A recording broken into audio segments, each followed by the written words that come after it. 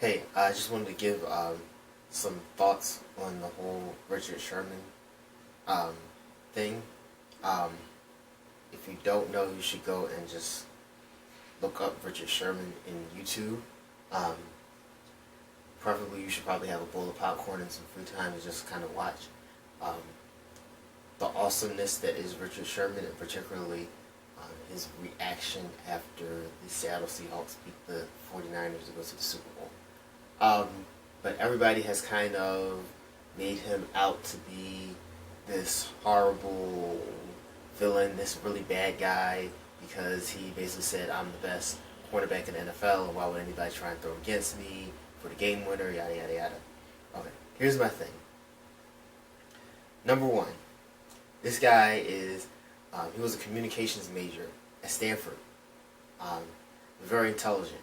So I have to believe that anything that he says or does in front of a camera or a microphone is intentional. And so, to me, it has to be at least a little bit just kind of like a publicity thing, because that's his, outside of football, that's his area of expertise anyway.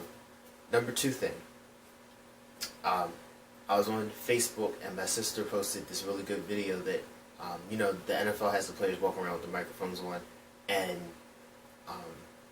they showed what happened right before the play, and right after the play, and right before he started giving interviews where he kind of went off. And in the context of everything that was happening, his comments didn't actually seem that ridiculous. I still think that he maybe went a little bit too far, but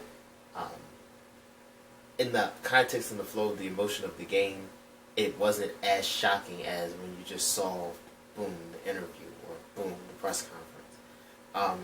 Number three, I saw an article on the Huffington Post, and it was really good because basically, not only did it, and I'm not an advocate of this whole idea of, if you come from a rough neighborhood or whatever, then you get to make a fool out of yourself on national television. Like, wrong is wrong, right is right. But it was very interesting to look at Richard Sherman in the context of people are kind of treating him like this horrible, horrible villain. If you're going to villainize anybody in the NFL, there's like lots of better people to villainize, and there's people doing way worse things. There's, there's players getting arrested for murder. There's players who murder their wife and their children. You can villainize the NFL because of the way that it's handled the whole concussion thing and players' health and managing player health, and whether they're more concerned with making money or more concerned with, players living past age 50 and, being able to walk and talk properly once they retire from football. So to say like, Richard Sherman is this horrible bad guy, and then there's athletes doing drugs and doing steroids. There's athletes who beat their wives, and we don't criticize them nearly as much as he's been criticized over the past week. That's a challenge for me. And then again, the NFL, it's entertainment, and so he's being an entertainer. Everybody's talking about him. People are looking him up on YouTube. People are watching ESPN. Ultimately, he's not using profanity. He's not condoning violence. And so, to me, on balance, maybe Richard Sherman's mouth is good for the NFL. Maybe,